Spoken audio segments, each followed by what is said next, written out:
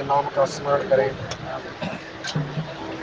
जय सिया राम, जय जय सिया राम, जय सिया राम, जय जय सिया राम, जय सिया राम, जय जय सिया राम, जय सिया राम, जय जय सिया राम, जय सिया राम, जय जय सिया राम, जय सिया राम, जय जय सिया राम, जय सिया राम, जय जय सिया राम, जय सिया राम, जय जय सिया राम।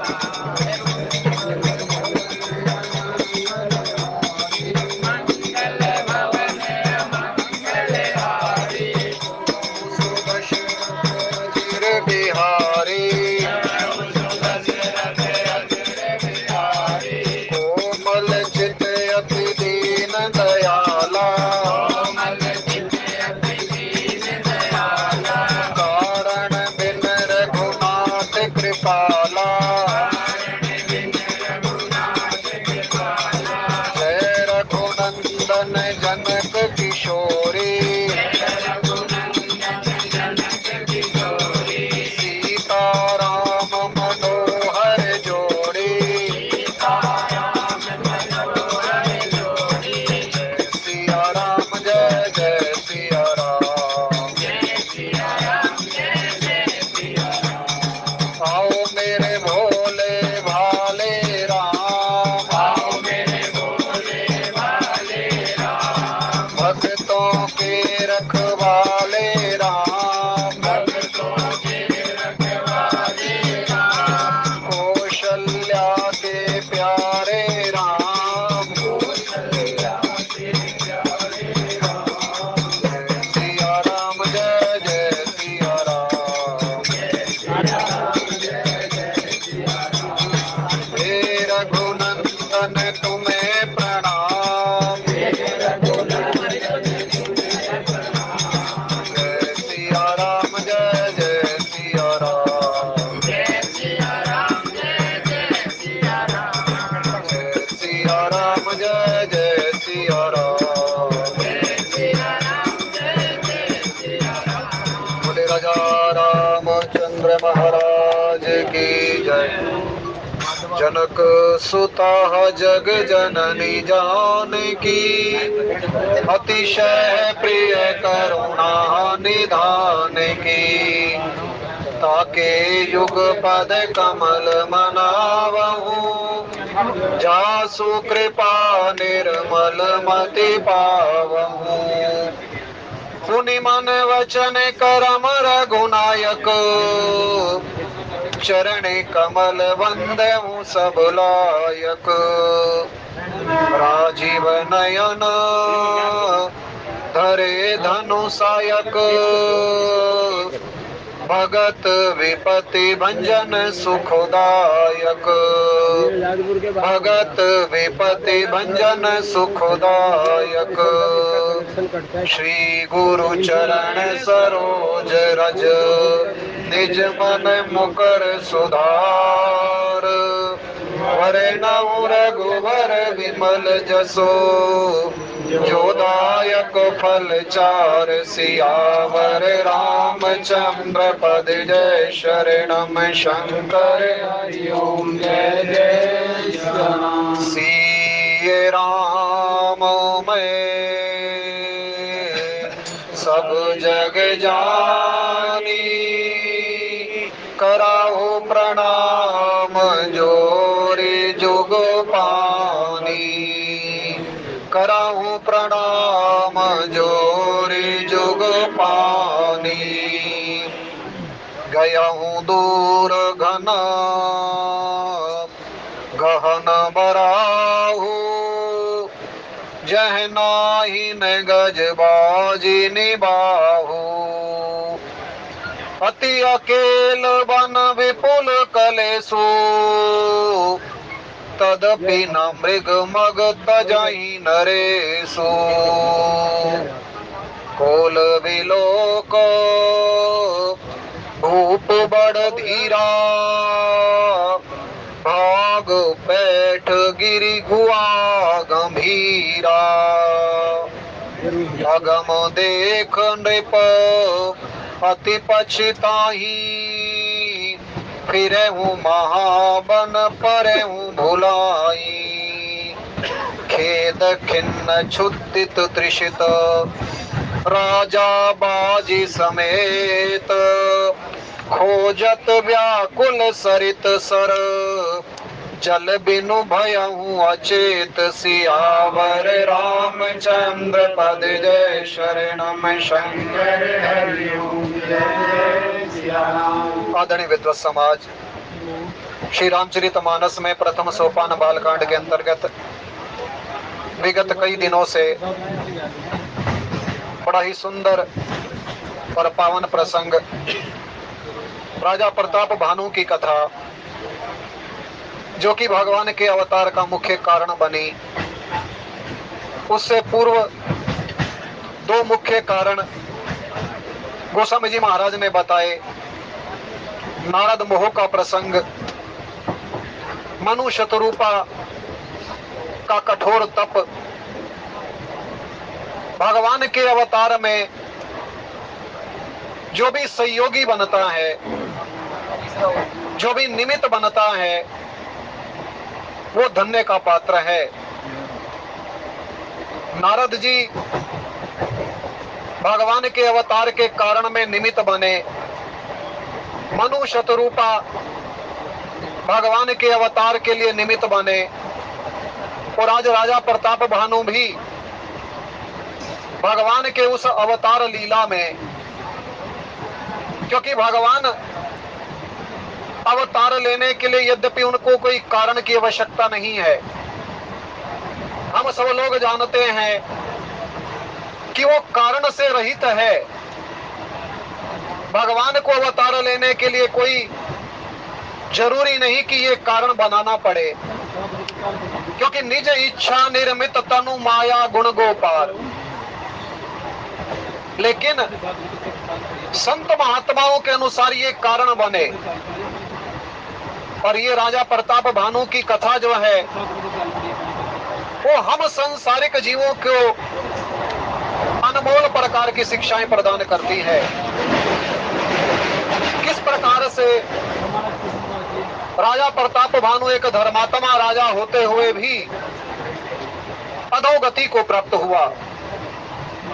संत महात्माओं के अनुसार इस राजा प्रताप भानु ने नाना प्रकार के शुभ कर्म किए, और नाना प्रकार के शुभ कर्मों का फल जो है वो भगवान से मांगा नहीं। जो भी ये नाना प्रकार के शुभ कर्म करता था, वो परमात्मा के प्रति समर्पित कर देता था। और वास्तव में होना भी ऐसे चाहिए। हम नाना प्रकार के शुभ कर्म करते हैं, नाना प्रकार के व्रत, नाना प्रकार के तीर्थ स्थानों का सेवन, नाना प्रकार के दान हम सब लोग करते हैं। लेकिन कर्तापन का जो अहंकार है, वो हमारे जीवन के अंदर कदापि नहीं होना चाहिए। और मानस के ये प्रसंग हमें बार बार समझाने का प्रयास करते हैं। कभी भूल करके भी शुभ कर्मों के लिए अपने आप को कर्ता मत मान लेना।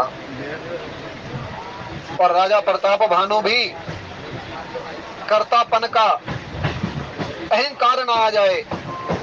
और गोस्वामी जी महाराज कहते हैं कि शुभ कर्म करता था। जीवन के अंदर चार पदार्थ हैं, आप सब लोग जानते हैं, धर्म, अर्थ, काम और मोक्ष। और प्रत्येक जीव को ये चारों पदार्थ प्राप्त कर लेने चाहिए जीते जी। मरने के बाद मुक्ति किसने देखी है? जीते जी ही भगवान ने ये मानव शरीर दिया है ना, तो इस मानव शरीर धारण करने का कुछ न कुछ तो प्रयोजन है। पर ये संत महात्मा कहते हैं धर्म, अर्थ, काम और मोक्ष सभी को प्रयासरत रहना चाहिए। राजा प्रताप भानु ने अपने जीवन के अंदर तीन चीजों को प्राप्त कर लिया। जीवन के अंदर धर्म भी नाना प्रकार से अर्जित कर लिया, काम सुख का भोग भी किया क्योंकि राजा था, और गोस्वामी जी महाराज कहते हैं कि अर्थ भी कोई कमी नहीं थी, लेकिन एक मुक्ति शेष रह गई थी। लेकिन किस प्रकार से आगे कथा आएगी कि क्या ऐसे कारण बने जिस कारण से राजा प्रताप भानु देवता बनना चाहिए था, लेकिन निशाचर की योनि के अंदर जाना पड़ा। संत महात्मा कहते हैं कि शुभ कर्म भगवान के प्रति अर्पित जरूर करता था, लेकिन राजा प्रताप भानु कभी अपने आप को भगवान के प्रति समर्पित नहीं कर पाया। जब तक हम अपने आप को भगवान के प्रति अर्पित नहीं करेंगे, तब तक बात बनने वाली नहीं है। गोस्वामी जी महाराज कहते हैं, करही जे धर्म करम मन मानी, वासुदेव अर्पित नृप ज्ञानी। ज्ञान का अहंकार था कि मैं अर्पण कर रहा हूं, मैंने नाना प्रकार के धर्म किए, मैंने नाना प्रकार के शुभ कर्म किए, और इन कर्मों का फल मुझे नहीं चाहिए, बल्कि वो भगवान के प्रति समर्पित कर देता था। संत महात्मा कहते हैं कहीं ना कहीं उसके मन के अंदर अहंकार की भावना थी, क्योंकि वासुदेव अर्पित नृप ज्ञानी। जबकि भक्त का जीवन अलग होता है। भक्त भी नाना प्रकार के शुभ कर्म करता है, भक्त भी नाना प्रकार के दान करता है, भक्त भी नाना प्रकार के तीर्थों का सेवन करता है, लेकिन भक्त कभी ये नहीं मानता कि ये मैंने किए, तो भगवान ने कराए हैं ना। लेकिन प्रताप भानु अपने आप को कभी भगवान के प्रति समर्पित नहीं कर पाया। और विधि की विडंबना देखिए, शिकार खेलने के लिए जा रहा है, पर नाना प्रकार से उसने शिकार किया, और संध्या का समय जब होने लगा तो शिकार करके उसको वापस आ जाना चाहिए था। लेकिन जैसे ही उसको एक जंगल के अंदर सुअर दिखाई दिया है, अब संत महात्माओं के अनुसार ये सुअर क्या है? हम संसारिक जीव तो ये मानेंगे ना कि सुअर एक जीव है, लेकिन संत महात्मा गोस्वामी जी महाराज विनय पत्रिका में शूकर को लोभ की उपमा देते हैं। आज प्रताप भानु जिसका पीछा कर रहा है ना, वो सुअर नहीं बल्कि लोभ है, क्योंकि राजा प्रताप भानु के जीवन के अंदर लोभ की वृत्ति जागृत हो गई कि मैं इसका शिकार अवश्य करूंगा। और जीवन के अंदर जब लोभ आता है ना, तो उसका विनाश करना बड़ा ही कठिन हो जाता है। गीता में भगवान कृष्ण कहते हैं नरक के 3 रास्ते हैं, काम, क्रोध और लोभ। तीनों ही नरक के रास्ते हैं। और आज राजा प्रताप भानु जिस रास्ते की ओर जा रहा है ना, वो रास्ता नरक की ओर जा रहा है। और सुंदरकांड में हम सब लोग संत महात्माओं के मुखारबिंद से श्रवण करते हैं कि काम, क्रोध, मद, लोभ सब नाथ नरक के पंथ। कभी भूल करके भी इनका अनुगमन करना ही नहीं चाहिए। आज विधि की विडंबना देखिए, सुअर सामने आया है। राजा चाहता, क्योंकि संध्या का समय हो चुका था और संध्या काल को राजा को वापिस अपने राज्य वापिस लौट आना चाहिए था, लेकिन लोभ की वृत्ति मन में जागृत हो गई और वो सुअर जो है वो बड़ी दूर जो है चला गया। लेकिन राजा लोभ के कारण, गोस्वामी जी महाराज कहते हैं, आवत देखो अधिक रव पाजी, चले हूँ बराह मरुत गति भाजी। जब जीवन के अंदर लोभ आता है तो कुछ भी ध्यान नहीं रहता, मुझे ये चीज चाहिए। जबकि संत महात्मा कहते हैं जो तेरे नसीब में है वो तुझे कहाँ मिलेगी। सकल पदार्थ है जग माही, पर कर्महीन नर पावत नाही। पीछा कर रहा है और उस सुअर का, और सुअर भी बड़ी तेजी से अपने प्राणों को बचाने के लिए प्रत्येक जीव को अपने प्राणों से बहुत प्रेम होता है, चाहे वो मानव हो, चाहे वो पशु हो, चाहे वो पक्षी हो। प्रत्येक जीव ममता के कारण अपने प्राण से प्रेम करता है। और आज उस सुअर ने जब ये देखा कि मेरे प्राण जो है कहीं ये राजा प्रताप भानु ले ही ना ले, तो क्या किया गोस्वामी जी महाराज कहते हैं, तुरत की नृप सरसंधाना। राजा ने जैसे ही बाण को धनुष के ऊपर चढ़ाया, अब अपने पीछे बाण को आता हुआ देख करके मैं ही मिली गया हूँ विलोकत बाना, धरती में छिपा लिया अपने आप को। तब राजा प्रताप भानु विचलित हो गया, क्योंकि थोड़ी देर पहले तो सुअर दिखाई दे रहा था, लेकिन अब वो सुअर दिखाई नहीं दे रहा। गोस्वामी जी महाराज कहते हैं, तक तक तीर महिष चलावा और करी छल सुअर शरीर बचावा। कई संत महात्मा इस सुअर को काल का भी प्रतीक मानते हैं। काल से भी कोई जीव कहां तक बच सकता है, क्योंकि काल तो एक ना एक दिन आएगा ना। हम कितना ही काल से बचने का प्रयास करें। आज गोस्वामी जी महाराज कहते हैं, चाहे कुछ भी प्रतीक मान लीजिए, लेकिन इस प्रसंगों के माध्यम से संत महात्मा हमें क्या बताने का प्रयास करते हैं, उन बात को हमें समझने के लिए सावधान होना चाहिए। और ये राजा प्रताप भानु आगे चल करके कपटी मुनि के जाल में फंस जाएगा। और किस प्रकार से इस राजा प्रताप भानु के जीवन के अंदर भी कामनाएं उत्पन्न होने में देर नहीं लगेगी। जीवन के अंदर कामना कब उत्पन्न हो जाए कुछ भी नहीं कहा जा सकता। और आज गोस्वामी जी महाराज कहते हैं, प्रगटत दुरत जाई मृग भागा और ऋष बस भूप चले हूँ संग लागा। आज जो लोभ का प्रतीक है सुअर, राजा प्रताप भानु को दिखाई नहीं दे रहा। और लोभी व्यक्ति के जीवन के अंदर जब तक वो धन को प्राप्त ना कर लेना तब तक उसको चैन नहीं आता। और राजा प्रताप भानु ने भी उस सुअर का पीछा नहीं छोड़ा। यद्यपि चाहता, सुअर जब छिप गया था, दिखाई नहीं दिया था, तो भी वो वापस वहां से अपने राज्य लौट सकता था। लेकिन गोस्वामी जी महाराज कहते हैं कि आज धन जो है ना, जिसके कारण हम लोभ को स्वीकार करते हैं, और आज राजा प्रताप भानु उस शुकर रूपी लोभ को कभी तो देखता है और कभी वो शुकर जो है ना अपने आप को छिपा लेता है। अब इसके पीछे भी बड़े गहन रहस्य हैं, क्योंकि धन किसी का नहीं रहता। और गोस्वामी जी महाराज कहते हैं कि होनी के कारण, क्योंकि राजा प्रताप भानु के जीवन के अंदर ये घटना घटित होनी थी, इसलिए हमें पग पग पर सावधान भी होना चाहिए। क्योंकि सत्संग के अंदर आकर के हम जो चीज प्राप्त करते हैं ना, वो विवेक ही है। बिनु सत्संग विवेक न होई और राम कृपा बिनु सुलभ न सोई।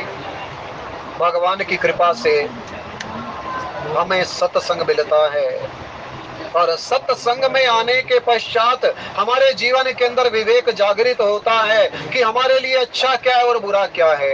हम अच्छे और बुरे की पहचान कर लेते हैं, और बिना सत्संग के ये संभव नहीं हो सकता। आज राजा प्रताप भानु इस बात को सोच ही नहीं रहा कि मुझे ये करना चाहिए या नहीं करना चाहिए। गोस्वामी जी महाराज कहते हैं, गया हूँ दूर घन गहन बराहू। लोभ के कारण आज राजा प्रताप भानु जो है ऐसे घने जंगल के अंदर पहुंच गया जहां पर जैनाहीन गजबाजी निभाहू। पर लोभी व्यक्ति की कभी सदगति नहीं हो सकती, लोभी जीव की दुर्गति ही होती है।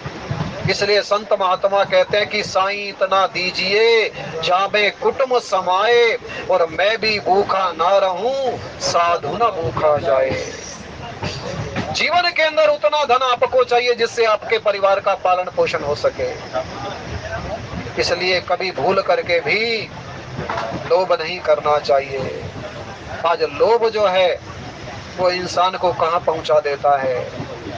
आज राजा प्रताप भानु जो चक्रवर्ती सम्राट है और विंध्याचल के घने जंगलों के अंदर गोस्वामी जी महाराज कहते हैं कि पहुंच गया, पर केवल पहुंचा ही नहीं बल्कि रास्ता भी भटक गया।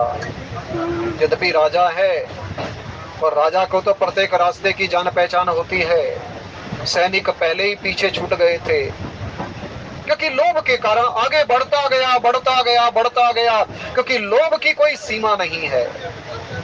काम ही नारी प्यार जिमी लोभाई प्रिय जिमी दाम, तिमिर गुनाथ निरंतर प्रिय लागा मोहे राम सिया पर रामचंद्र पद जय शरणम शंकर हरि ओम जय जय सिया राम। लोभी व्यक्ति के जीवन के अंदर जितना ही धन आ जाए ना उतना ही कम होता है। इसलिए गोस्वामी जी महाराज कहते हैं कि अगर लोभ को समाप्त करना चाहते हो ना तो संतोष को अपने जीवन के अंदर धारण करो। जब तक जीवन के अंदर ये संतोष नहीं आएगा आपका लोभ समाप्त होने वाला नहीं है। क्योंकि गोधन गज धन बाजी धन और रतन धन खान, पर जब आवे संतोष धन तो सब धन धूरी समान। और ये संतोष भी सत्संग से ही मिलता है। सत्संग में आने से ही जीव को सब कुछ मिल सकता है। और आज राजा प्रताप भानु को वो जो शुक्र है वो ऐसे घने जंगलों के अंदर लेकर के चला गया जहाँ पर ना तो हाथी है ना कोई घोड़ा है, और वहां पर बिल्कुल कुछ भी उसको दूर दूर तक दिखाई नहीं दे रहा, बिल्कुल अकेला। अब राजा सोचने लगा कि कहाँ जाऊं, अति अकेला वन विपुल कलेशु और तदपि न मृग मग तजहि नरेशु। गोस्वामी जी महाराज कहते हैं कि बिल्कुल अकेला सुनसान रास्ता, और वास्तव में एकांत जो है ना वो तपस्वियों को तो बहुत प्रिय लगता है, क्योंकि अपने अपने मन की बातें होती है, अपने अपने रुचि की बातें होती हैं। कईयों को एकांत वातावरण इतना प्रिय लगता है कि वो एकांत में ही रहना स्वीकार करता है, पर कई संसार के अंदर रहना स्वीकार करते हैं। जबकि राजा के लिए, राजा को तो संसार के अंदर ही रहना शोभायमान लगता है ना। लेकिन आज गोस्वामी जी महाराज कहते अति अकेल, बिल्कुल अकेला। और गोस्वामी जी महाराज ये भी बताने का प्रयास करते हैं कि एक समय ऐसा आएगा जब तू भी तो अकेला रह जाएगा ना। ये तेरे भाई बंधो सब छोड़ जाए एक दिन, ये तेरे भाई बंधो सब छोड़ जाए, ममता के धागे तृण सम सब तोड़ जाए एक दिन, ममता के धागे तृण सम सब छोड़ जाए एक दिन, जलती चिता में तुझको सब छोड़ जाए एक दिन, जलती चिता में तुझको सब छोड़ जाए एक दिन, पीछे न मुड़ के देखे, पीछे न मुड़ के देखे, तुझसे करे किनारा तेरा राम ही सहारा, सच जान ले रे प्राणी तेरा राम ही सहारा, तेरा राम ही सहारा, तेरा राम ही सहारा, तेरा राम ही सहारा, तेरा राम ही सहारा, किया भव से पारे उसे को, किया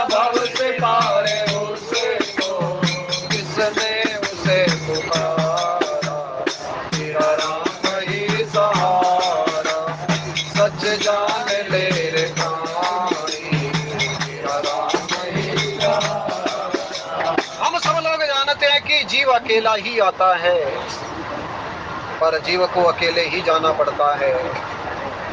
आज राजा प्रताप भानु के जीवन के अंदर वो दिन भी आया जब राजा प्रताप भानु बिल्कुल अकेला है, आगे पीछे कोई भी नहीं है, जबकि राजा के आगे पीछे सैनिक निरंतर रहते हैं।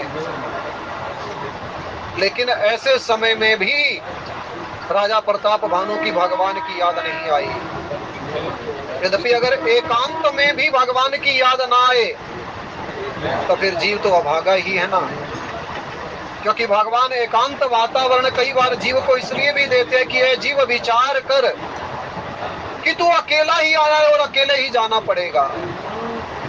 एकांत में तो कम से कम भगवान को याद कर ले। लेकिन आज राजा प्रताप भानु के जीवन का दुर्भाग्य देखिए, क्योंकि वो सुअर तो चला गया, वो तो लोभ का प्रतीक था ना। लोभ को हम कहां तक प्राप्त कर सकते हैं? एक सीमा है ना धन की, तो और भाग्य से अधिक तो किसी को कुछ प्राप्त हो ही नहीं सकता। अब गोस्वामी जी महाराज कहते हैं कि अति अकेल बन विपुल कलेशो। अब राजा को, क्योंकि रात्रि का समय धीरे धीरे होने लगा था, जब राजा प्रताप भानु ने सुअर का पीछा करना शुरू किया था ना, तब भी संध्या का समय हो चुका था और राजा प्रताप भानु वहीं से वापस जा सकता था। लेकिन अब तो बड़ी दूर जब आगे निकल आया तो अब तो धीरे धीरे रात्रि का समय भी होने लगा। और फिर विंध्याचल का गंभीर वन, जहाँ पर दिन में भी ऐसे लगता था कि वहां पर अंधकारमय वातावरण है, पर अब तो अंधकारमय वातावरण वैसे ही उसको दिखाई देने लगा था। और गोस्वामी जी महाराज कहते हैं, कोल विलोक भूप बड़ धीरा, भाग पैठ गिरी बुआ गंभीरा।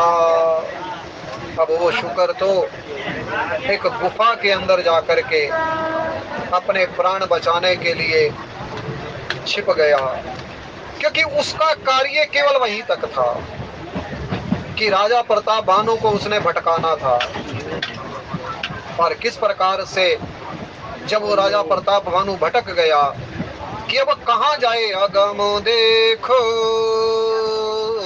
नृप अति पछताही, और फिरे हूँ महाबन परे हूँ भुलाई। अब राजा को लगा कि जिस सुअर का पीछा करते करते मैं यहाँ तक आ गया, अब सुअर तो मिला ही नहीं। और ये संसार भी तो एक गहन वन ही तो है ना। इस संसार के अंदर हम ये चाहते हैं कि वो भी मिल जाए, वो भी मिल जाए, लेकिन मिलता कुछ भी नहीं है। उमा कया हूँ मैं अनुभव अपना, और सत हरि भजन जगत सब सपना। इसलिए संत महात्मा संसार को केवल एक स्वप्न ही मानते हैं। इस संसार के अंदर जो कुछ भी दिखाई दे रहा है ना, वो केवल एक भ्रम मात्र है। संसार के अंदर और कुछ है ही नहीं। ये संसार एक घना जंगल है, और जंगल में तो कुछ भी नहीं होता ना। और हम संसार के अंदर आकर के सुख ढूंढने का प्रयास करते हैं कि संसार में आने से हमें सुख मिल जाएगा, लेकिन संसार में आने के पश्चात सुख नहीं मिलता, बल्कि दुख ही मिलता है।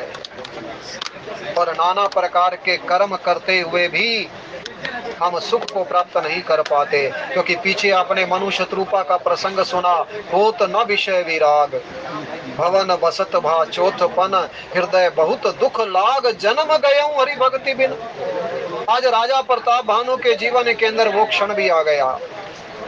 अंधकारमय वातावरण है, वापिस अपने राज्य को जा नहीं सकता। अब पश्चाताप होने लगा। गोस्वामी जी महाराज कहते, अगम देख नृप अति पछताई।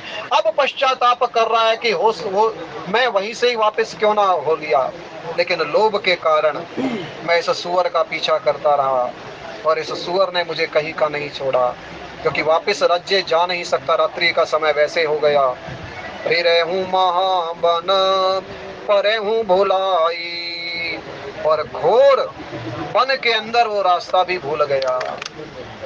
और वास्तव में हम सब भी भूले हुए हैं। संसार के अंदर कोई विरला ही जीव हमें सही रास्ता बताने का प्रयास करता है, अन्यथा तो सुर नर मुनि सबकी यह रीति, और स्वार्थ लाग कराई सब प्रीति। सब भूले होते हैं। संसार के अंदर हम सब जाना तो भगवान की ओर जाते हैं। हर जीव चाहता है कि भगवान मुझे मिल जाएं, लेकिन भगवान को जाने का जो मार्ग है वो किसी को पता ही नहीं है। बड़ा गहन विषय है। राजा प्रताप भानु आज एकांत में बिल्कुल भटक चुका है, खेद खिन्न क्षुधित त्रिषित और राजा बाजी समेत। अब केवल शारीरिक थकान हो तो अलग बात है, मानसिक रूप से भी आज राजा प्रताप भानु थक गया, मन से भी और तन से भी। और जब उसने ये देखा कि मेरे घोड़े भी प्यासे हैं, जिन घोड़ों को अपनी जिद के कारण, अपनी अज्ञानता के कारण मैं इतनी दूर लेकर के आ गया, क्योंकि इन घोड़ों का तो कोई कसूर नहीं था ना। हर जीव की एक लिमिट तो होती है ना, क्योंकि जब वो राज्य से चला था तो प्रातः काल का समय था और नाना प्रकार से शिकार का सामान भी उसने रखा, और भगवान की कृपा से उसने उत्तम प्रकार के हिरणों का वध भी किया। लेकिन जब संध्या का समय हुआ तो उसको वापस आ जाना चाहिए था ना अपने राज्य में। लेकिन जब समय बीत गया तो भी वापस नहीं आया, और भगवान ने ही तो कुछ समय के लिए इस संसार के अंदर भेजा है। अब वो क्षण कितनी अवधि का है ये तो भगवान ही जानते हैं ना।